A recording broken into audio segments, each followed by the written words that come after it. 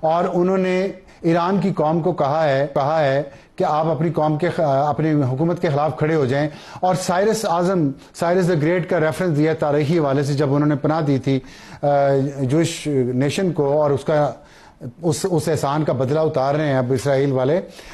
میں اس کو کمپیئر کرنا چاہتا ہوں جو پرائم منسٹر نریندر مودی نے کچھ دن پہلے پاکستان کی نوجوان قوم کو بھی یہی کہا کہ آپ اپنی حکومت کے خلاف اٹھ کھڑے ہوں۔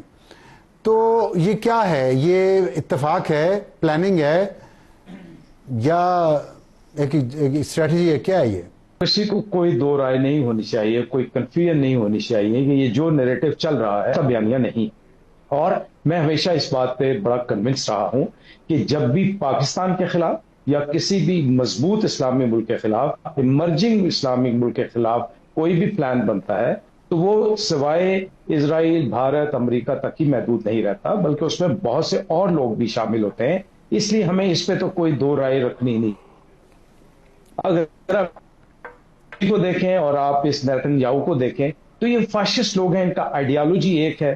اگر آپ دیکھیں مودی کو تو اس نے کیا کیا، ظلم و بربریت کے وہ کارنامے انجام دیے جو کہ شرمناک تھے ہندوستان کے عوام کے لیے۔ اسی طرح اگر آپ نیتن یاہو کو دیکھیں تو ان کے ذہن میں تو کوئی کنفیوژن نہیں ہے کہ وہ گریٹر اسرائیل کیا ہے اور غزہ کے لوگوں کو وہ کیوں شہید کیے جا رہے ہیں، اور ان کے نزدیک غزہ کے لوگوں کا کوئی حق نہیں ہے کہ وہ فلسطین کے اندر رہے۔ ان کے یہاں کوئی کنفیوژن نہیں۔